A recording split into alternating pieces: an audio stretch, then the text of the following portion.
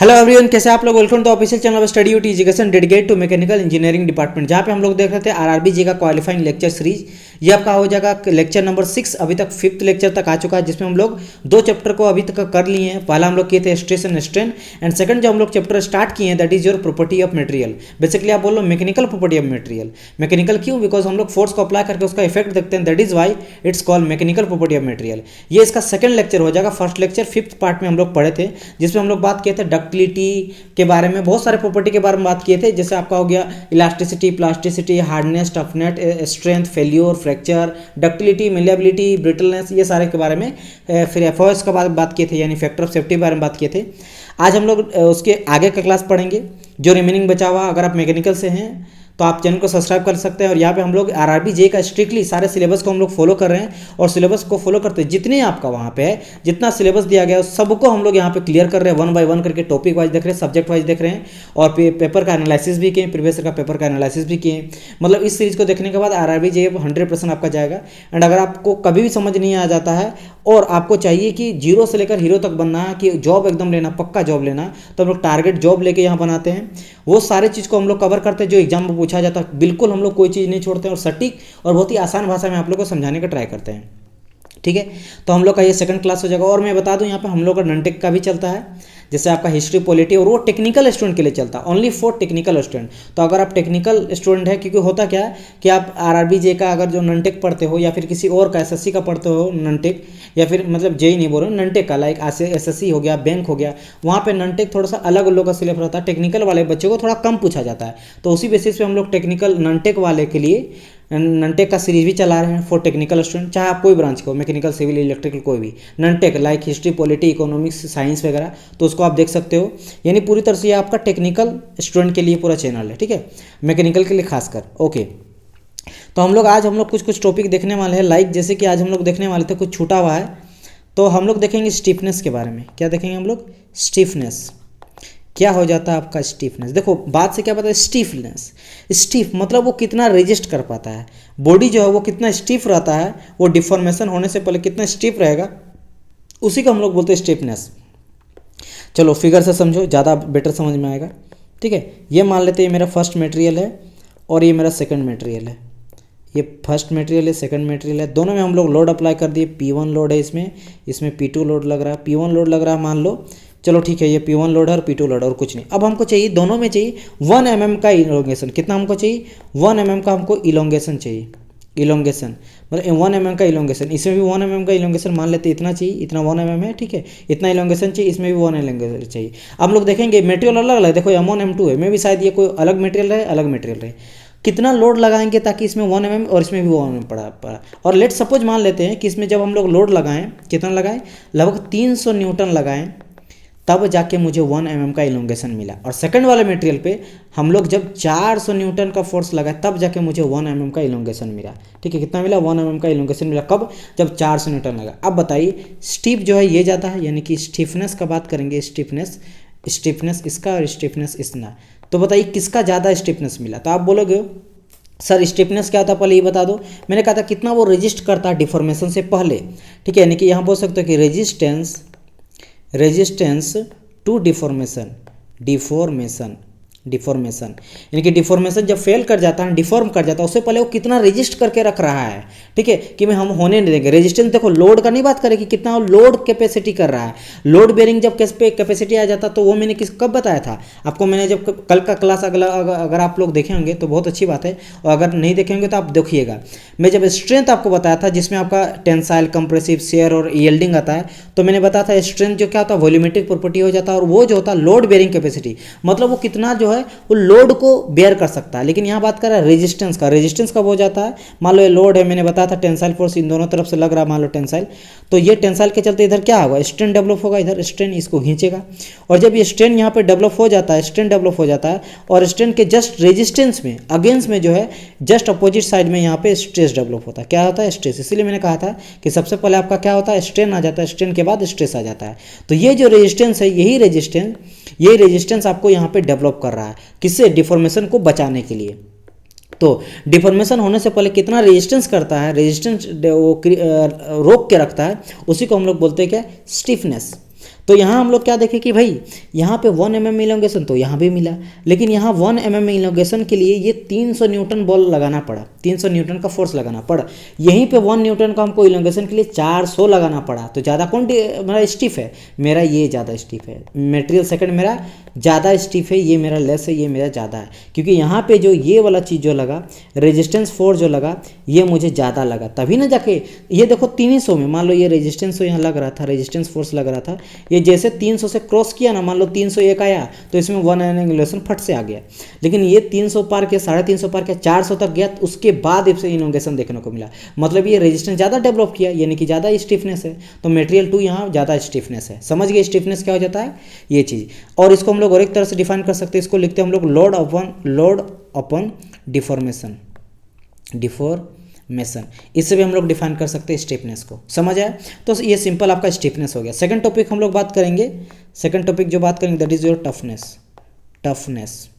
ठीक है, देखो अब यहाँ पे टफनेस क्या हो जाता है। ठीक है, टफनेस क्या हो जाता है कि जितना कोई बॉडी जब फ्रैक्चर कर जाता है, फ्रैक्चर से पहले वो कितना अपने अंदर एनर्जी को एब्जॉर्ब करके रखता है, उसी को हम लोग बोलते हैं टफनेस। सिंपल सा, मैं फोटो से पहले समझाने का ट्राई कर रहा हूँ यहाँ पे। ठीक है, देखिए ये यहाँ पे ध्यान से देखो, एक बुलेट आ रहा है और बुलेट आके कोई मेटल है, मेटल पार्ट पे जब टकरा रहा है तो मटेरियल ये फास्ट में दिखाया जा रहा है, स्लो मोशन में दिखाया जा रहा है, ये बेसिकली बहुत स्पीड आता है। जब मटेरियल से टकराया ना तो इससे इतना स्पीड में था कि मटेरियल को कुछ भी फर्क नहीं पड़ा और ये बुलेट जो है पूरी तरह से खत्म हो गया। बात समझ में है? इट मीन्स यहाँ पे क्या देखने को मिल रहा है कि ये जो मटेरियल है वो मेरा इसमें टफनेस है, ये ज़्यादा टफ है। क्यों? क्योंकि ये जो है एब्जॉर्ब कर रहा है इसके एनर्जी को, जो बुलेट का एनर्जी है उसको एब्जॉर्ब करके रख लिया, इसको डिफॉर्म नहीं हुआ। अब आपको सेकंड वाला दिखाते हैं। मान लो ये ग्लास है, ग्लास में जब जाके बुलेट पार होता है, देखो फट से वो ब्रेक करके पार कर जाता है। इट मीन्स इसके अंदर जो एनर्जी है वो एब्जॉर्ब नहीं कर सका, एक लिमिट तक एब्जॉर्ब कर सका, तब जाकर टूटा नहीं, उसके बाद क्या तुरंत टूट गया और ये पार हो गया एनर्जी। तो यहाँ पे आप क्या देख रहे हो कि कौन ज़्यादा आपका टफनेस है? तो आप बोलोगे ये वाला, जो अभी फिगर जो आप देख रहे हो, जो बुलेट यहाँ पे फ्रैक्चर खत्म हो जाता है, तो ये जो मटेरियल है वो मेरा ज़्यादा टफनेस है, क्योंकि अपने अंदर एनर्जी को ज़्यादा कंट्रोल करके रख रहा है। लेकिन ये वाला जो है जहाँ पे कांच टूट रहा है, ये मेरा लेस टफनेस है, क्योंकि ये टूट जा रहा है। जैसे टफ नहीं बोलते कोई चीज़, जैसे आप चौक ले लो या फिर आप समझ लो कि लाइक आप क्या बोल सकते हो, ग्लास भी आपका टफनेस ही हो जाता है, क्योंकि एनर्जी को ज़्यादा एब्जॉर्ब नहीं कर सकता है। ठीक है, तो ये चीज़ हो जाता है टफनेस। तो टफनेस को आप क्या लिख सकते हो? सिंपल यहाँ लिखेंगे कि एनर्जी एब्जॉर्बिंग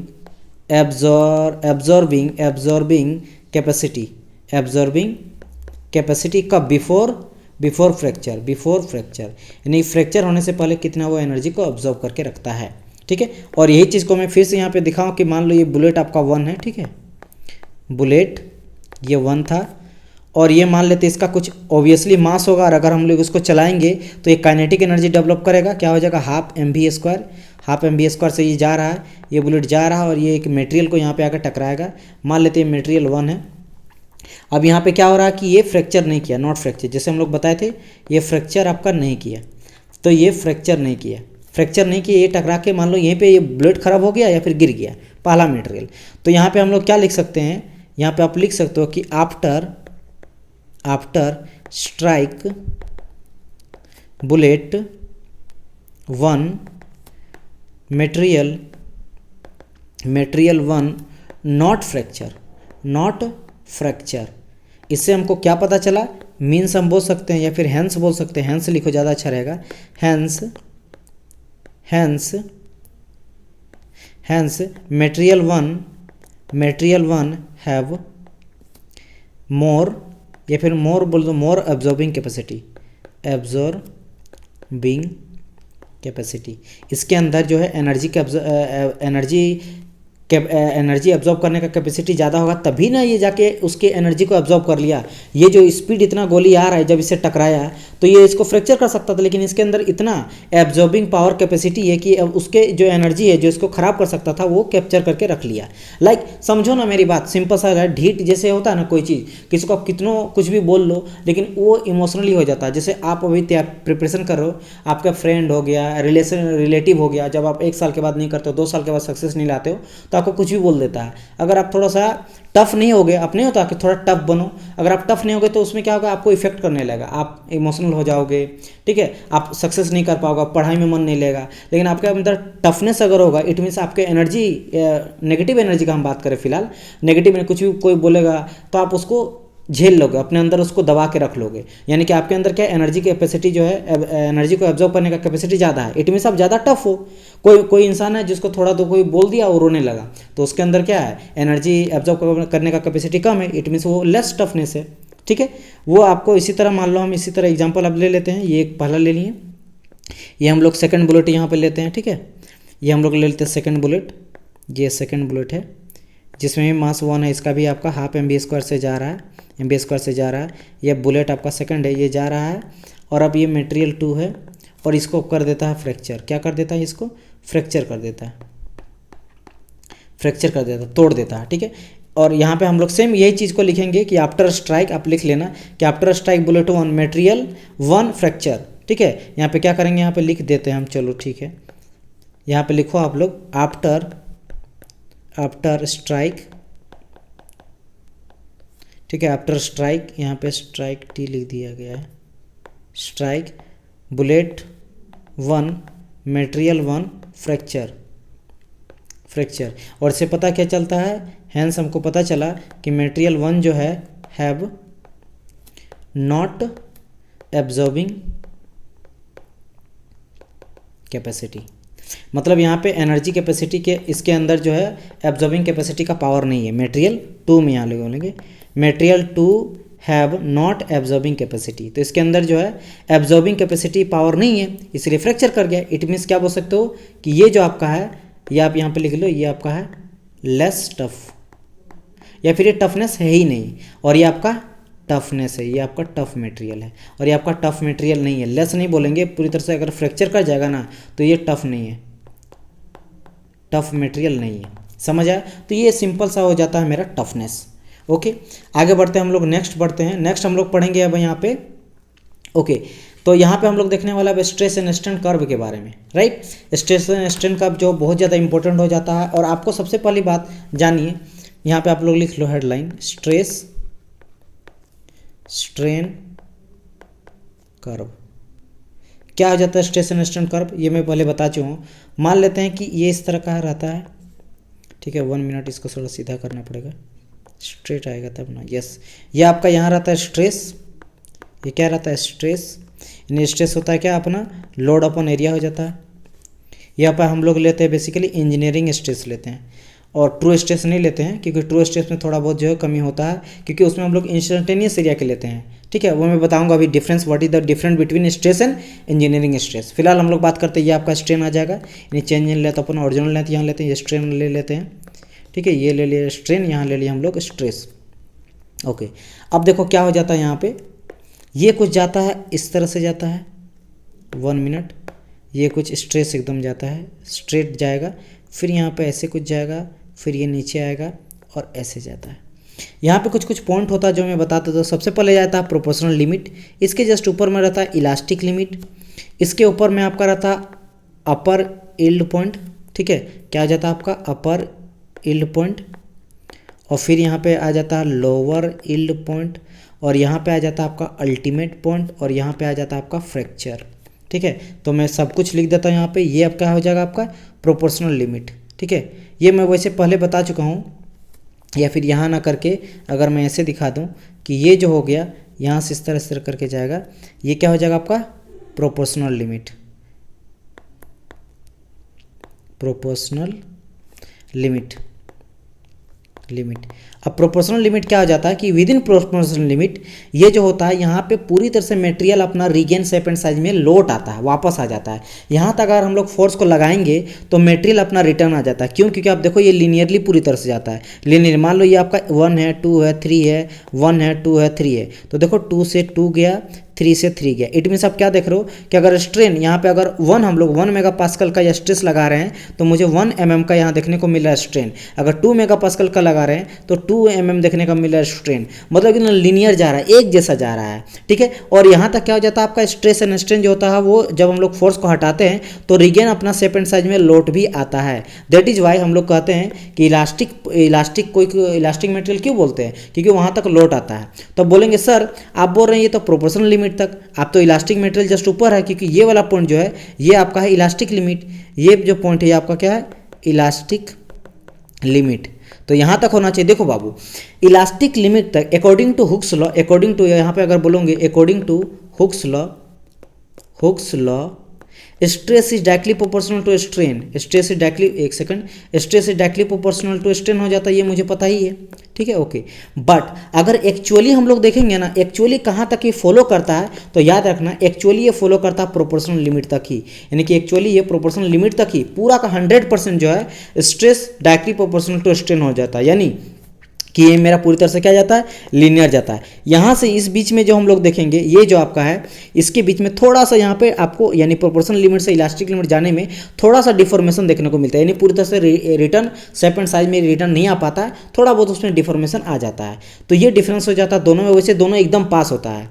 जैसे मैं बताया हूँ कि ये मान लो जूम करके अगर मैं यहाँ पे मैक्सिमम रखूँगा और आपको यहाँ पे बता रहा हूँ कि यहाँ पे प्रोपोर्शनल लिमिट है और यहाँ पे इलास्टिक लिमिट है, और उसको हम जूम एकदम बैक करते जा रहे हैं तो आपको देखेगा एकदम छोटा सा पॉइंट दोनों एक साथ रहता है। वो मटेरियल को हम लोग जब तक माइक्रोस्कोप में नहीं देखेंगे तब तक दिखाई नहीं देता है, लेकिन मैं बड़ा करके यहाँ पे बता रहा हूँ, ये चीज़ दोनों क्या हो जाता है, मेरा डिफरेंस हो जाता है, ठीक है। तो ये हो जाता है आपका प्रोपोर्शनल लिमिट, इलास्टिक लिमिट। अब आ जाता है अपर यील्ड पॉइंट। अपर यील्ड पॉइंट क्या हो जाता है, अपर यील्ड पॉइंट कहने का मतलब क्या है, यील्ड यानी कि सहन क्षमता इससे जा रहा है। इट मीन्स यहाँ पे समथिंग लाइक परमानेंट जो होता है डिफॉर्मेशन होना स्टार्ट हो जाता है, ठीक है। यानी अब जो है इलास्टिक मटेरियल से वो प्लास्टिक बिहेवियर में जाने लगता है। मतलब अब जैसे जैसे जो है इसके ऊपर हम लोग लगाते जाएंगे तो वो अब रिटर्न नहीं आएगा, अपना शेप एंड साइज में थोड़ा बहुत डिफॉर्म होने लगेगा। फिर आ जाता है आपका lower yield point. Lower yield point को हम लोग एक्चुअल जो है एक्चुअल बोलते हैं, एक्चुअल यील्ड बोलते हैं। मतलब एक्चुअल यील्ड यहीं पे मेरा देखने को मिलता है। इसके बाद जो है मेरा अपर यील्ड पॉइंट जाता है यहाँ पे, ये जो है आपका अल्टीमेट पॉइंट है, इसको हम लोग क्या बोलते हैं, अल्टीमेट पॉइंट।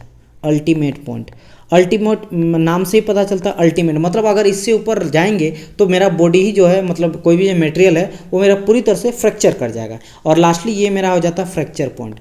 फ्रैक्चर यहाँ पे क्या हो जाता है, मेरा पूरी तरह से मटेरियल मेरा फ्रैक्चर कर जाता है। अब यहाँ पे इंपॉर्टेंट एक चीज़ जान लेना कि जो मेरा यहाँ से जो आपका इलास्टिक है, ये इलास्टिक से लेकर जो आपका अल्टीमेट पॉइंट हो जाता है, इसको हम लोग बोलते हैं स्ट्रेन हार्डनिंग। क्या बोलते हैं हम लोग, स्ट्रेन हार्डनिंग बोलते हैं। इसको हम लोग बोलते हैं क्या है, strain hardening. Strain hardening, hardening region. अब देखो स्ट्रेन हार्डनिंग रीजन क्या है। स्ट्रेन हार्डनिंग बेसिकली रीजन क्या हो जाता है कि मैंने एक चीज़ तो और एक चीज़ में जो बता रहा हूँ सब चीज़ को ध्यान में रखना। मैंने क्या कहा कि अकॉर्डिंग टू हुक्स लॉ क्या हो जाता है, stress is directly proportional to strain. But actually क्या हो जाता है, यहाँ पे मैं लिख ही देता हूँ, ठीक है, बट ताकि आप लोग उसमें कन्फ्यूजन ना हो, आप यहाँ पे लिख लो कि actually stress is directly proportional to strain within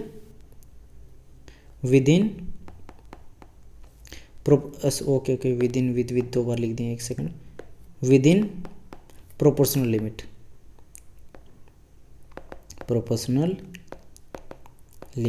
ठीक है। तो आप इस चीज़ को इंपॉर्टेंट लिख लेना। और अकॉर्डिंग टू हुक्स लॉ क्या कहता है, stress is direct proportional to strain, लेकिन एक्चुअली यहाँ देखने को मिलता है क्योंकि यहाँ से आपको क्वेश्चन पूछा जाता है। ये 2 चीज़ आपका इंपॉर्टेंट हो गया।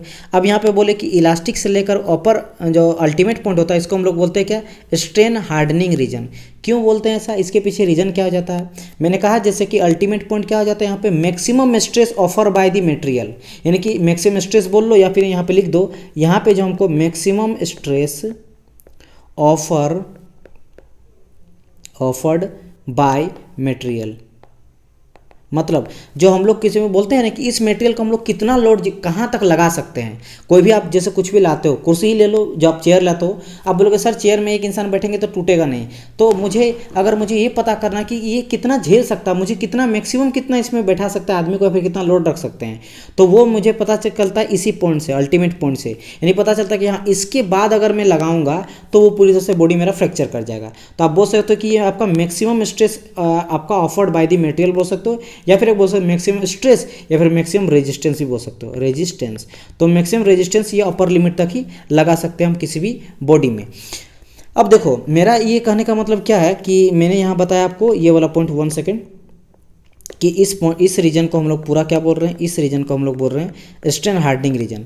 इसके पीछे लॉजिक ये है कि आप यहाँ पे देख रहे हो कि देखो यहाँ पे ये लगा रहे हैं हम लोग, कुछ स्ट्रेस लगा रहे हैं तो स्ट्रेन देखने को मिला, स्ट्रेस लगा रहे हैं यहाँ तक, इलास्टिक लिमिट तक तो देख रहे हैं।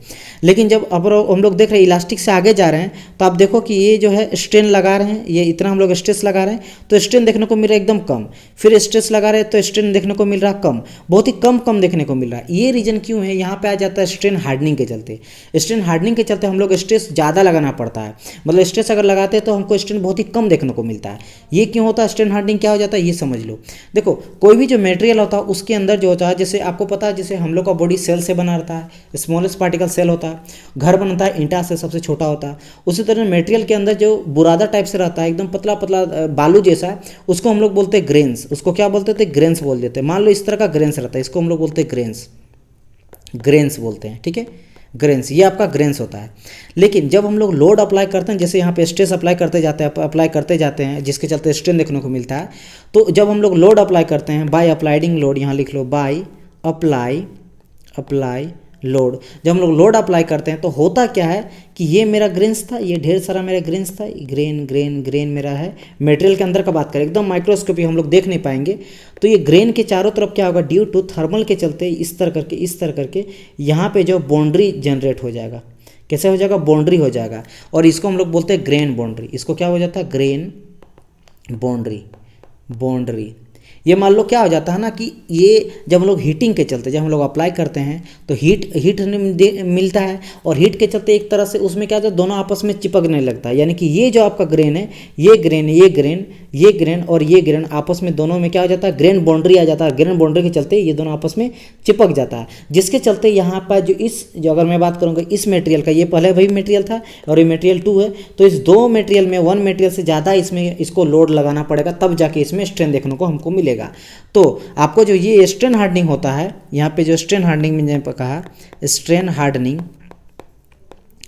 हार्डनिंग ये क्यों आता है, क्योंकि मैंने जस्ट सिंपल आपको बताया कि शुरू में जो आपका ग्रेन्स होता है वो नॉर्मली ठीक है, उसके अंदर तो भाई आपका सॉलिड है, लिक्विड है, गैस के डिपेंडेंट, उसमें मटेरियल में ज़्यादा स्ट्रेन मिलता है। बट जैसे हम लोग अप्लाई लोड लगाते हैं, लोड के चलते वहाँ पे ग्रेन बाउंड्री डेवलप हो जाता है, और ग्रेन बाउंड्री हीट के चलते उसमें दोनों के बीच में एक तो समझ लो कि गम की तरह या फिर फेविकोल की तरह आपस में चिपक जाता है, तो उसमें ज़्यादा और स्ट्रेन लगाना पड़ता है, स्ट्रेस मतलब शेयर स्ट्रेस लगाना पड़ता है, या फिर बोल लो फोर्स लगाना पड़ता है, लोड लगाना पड़ता है, तब जाके उसमें डिफॉर्मेशन या फिर फ्रैक्चर हो जाता है।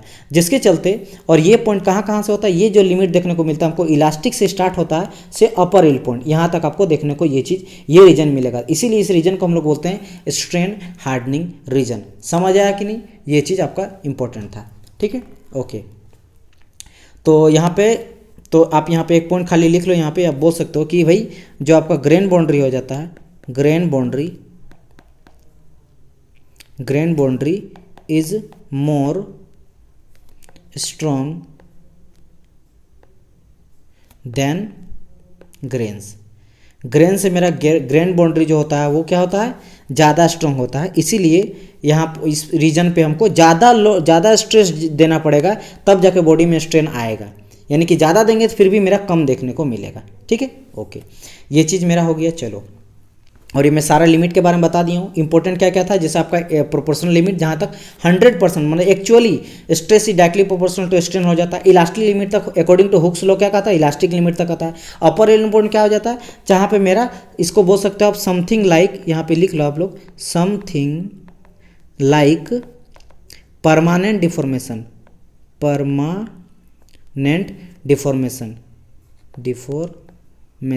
मतलब यहाँ पे मेरा डिफॉर्मेशन होना अब स्टार्ट होने लगेगा, ठीक है, यहाँ पे क्या होगा, ये स्टार्ट होने लगा। फिर आप बोल सकते हो कि प्लास्टिक डिफॉर्मेशन स्टार्ट, आप यहाँ पे लिख सकते हो और प्लास्टिक डिफॉर्मेशन स्टार्ट, यहाँ से मेरा प्लास्टिक डिफॉर्मेशन होना स्टार्ट हो जाएगा। लेकिन एक्चुअल मेरा जो हो जाता है लोअर ईल पॉइंट को ही एक्चुअल हम लोग डिफॉर्मेशन बोल देते हैं, या फिर प्लास्टिक डिफॉर्मेशन एक्चुअल यहाँ हो जाता है। आप बोलेंगे ऐसा क्यों, आप सर लोअर को क्यों बोलते हैं, देखो समझो, मान लो एक मेरा कोई बॉडी है, ठीक है, ये मेरा कोई एक मटेरियल है, इस बॉडी का अपर ईल पॉइंट कुछ होगा जहाँ पे फ्रैक्चर होना स्टार्ट होगा, एक्चुअल प्लास्टिक बिहेवियर में जाएगा, फिर प्लास्टिक डिफॉर्मेशन होना स्टार्ट होगा, यानी कि इलास्टिक लिमिट मतलब इलास्टिक क्या हो जाता है, रिटर्न आ जाता है। अब रिटर्न नहीं आएगा तो एक अपर ईल पॉइंट होगा, एक लोअर ईल पॉइंट होगा। मानते हैं कि इसका अपर ईल पॉइंट जो होता है वो 300 न्यूटन में होगा और आपका लोअर ईल पॉइंट जो होगा 250 न्यूटन में होगा।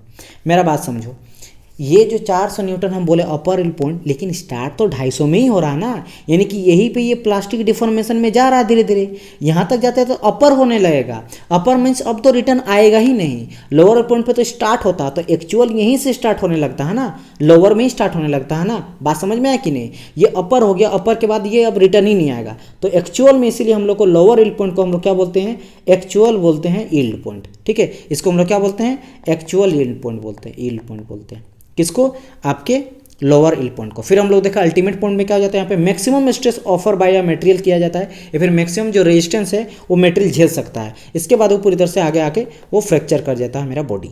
तो ये सारा चीज़ आपका इंपॉर्टेंट क्या होगा, स्ट्रेस एंड स्ट्रेन कर्व से, स्ट्रेस एंड स्ट्रेन कर्व। ठीक है, आई होप सो कि 1 बाय 1 करके मैं ट्राई किया सब चीज़ को क्लियर करने का। ओके, तो अब हम लोग लास्ट टॉपिक आपका बच गया इस आपका चैप्टर का, that is call your resilience. Resilience से 3-4 टॉपिक जैसे resilience, proof resilience and models of resilience. तो चलिए हम लोग इसको भी हम लोग देख लेते हैं, क्या हो जाता है आपका रेजिलेंस। रेजिलेंस देखो, रेजिलेंस क्या हो जाता है कि इलास्टिक लिमिट के अंदर तक कोई भी पॉइंट में एनर्जी स्टोर करके जो रखता है उसको हम लोग बोलते हैं रेजिलेंस। देखो हम क्या बोल रहे हैं, पहले लिख रहे हैं फिर ध्यान देना। हम यहाँ बोलेंगे, अगर चलो हम हिंदी से ही लिख देते हैं, ठीक है, कि इलास्टिक लिमिट के अंदर एनर्जी जितना वो स्टोर करके रखता है, स्टोर एनर्जी जितना वो स्टोर एनर्जी करके रहता है किसी भी पॉइंट पर, कोई पॉइंट, एनी पॉइंट यहाँ पे आ जाएगा, एनी पॉइंट, तब उसको हम लोग बोलते हैं रेजिलेंस। समझ नहीं आया कोई बात नहीं, देखो यहाँ फिगर, या फिर इसी में देख लो। चलो ठीक है, यहीं पे मैं समझाने का ट्राई करता हूँ, अगर नहीं समझेगा तो मैं फिगर ऊपर में बनाए हूँ। जैसे हम बताए थे ये आपका स्ट्रेस था, और ये हम लोग क्या इसमें स्ट्रेस में नहीं लेते, याद रखना, लोड में लेते हैं। लोड यहाँ पे डिफॉर्मेशन लेते हैं, यानी कि यहाँ पे इलोंगेशन लेते हैं। यहाँ क्या है, ये आपका इलोंगेशन है, इलोंगेशन, ठीक है, और ये आपका क्या लोड है। तो लोड आपका किस में पड़ेगा, न्यूटन में पड़ेगा।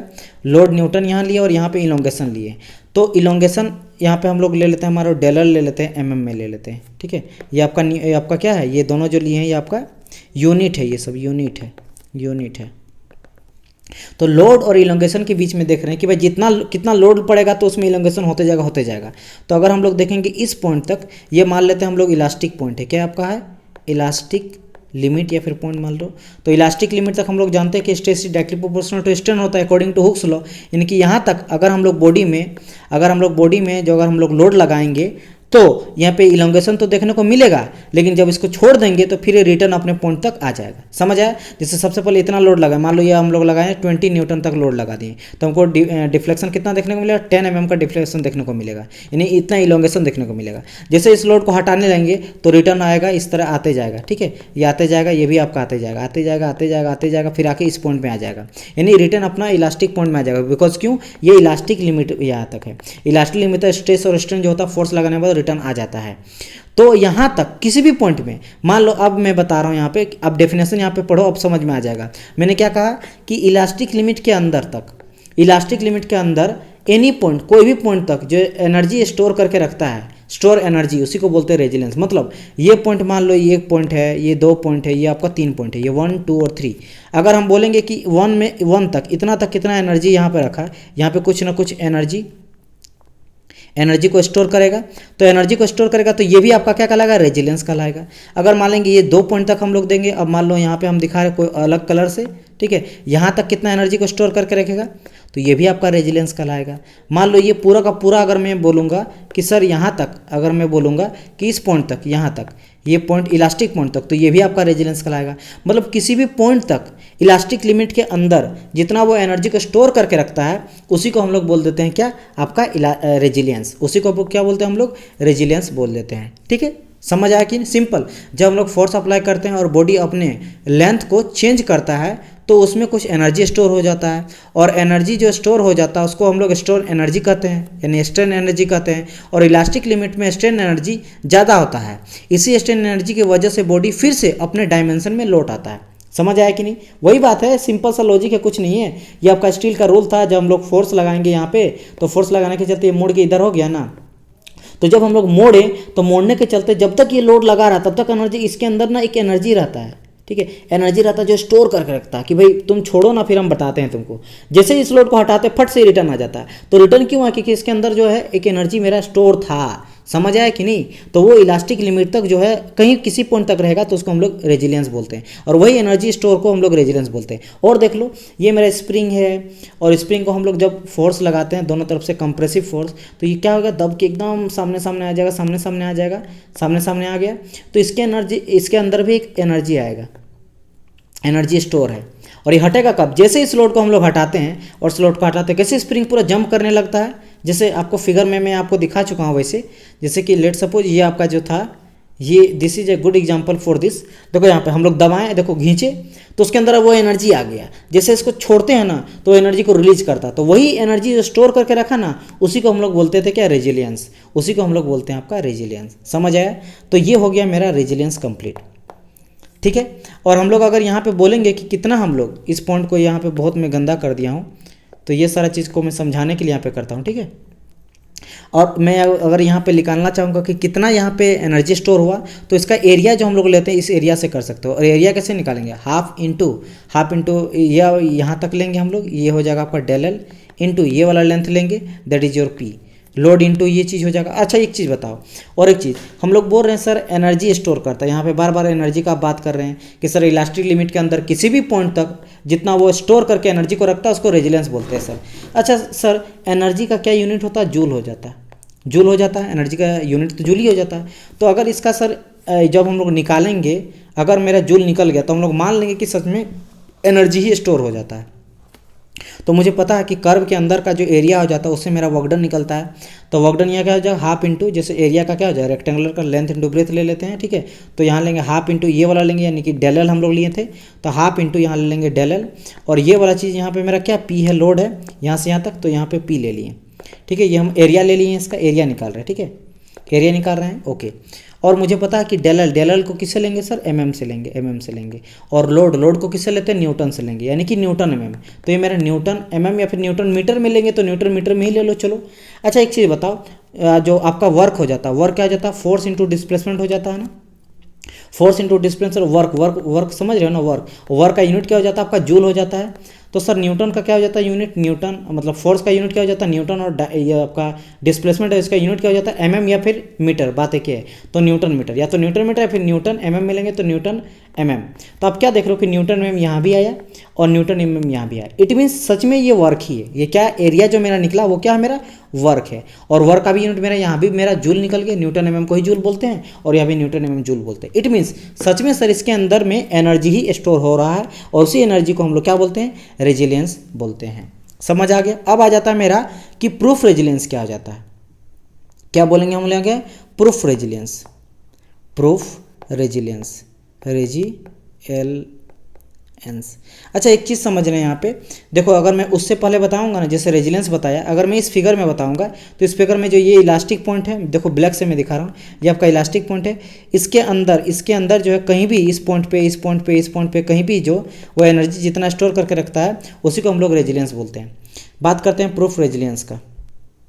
How can we define proof resilience. तो देखो डेफिनेशन से आप समझ जाओगे। प्रूफ रेजिलेंस क्या हो जाता है, इलास्टिक लिमिट तक जो एनर्जी स्टोर होती है उसको प्रूफ रेजिलेंस कहते हैं। तक का बात कर रहे हैं। देखो यहाँ पे मैंने क्या कहा, चलो इस चीज़ को मैं बहुत अच्छे से हिंदी से आप लोग को लिख देता हूँ ताकि मैं डिफरेंस आप लोग को समझा सकूँ क्या है।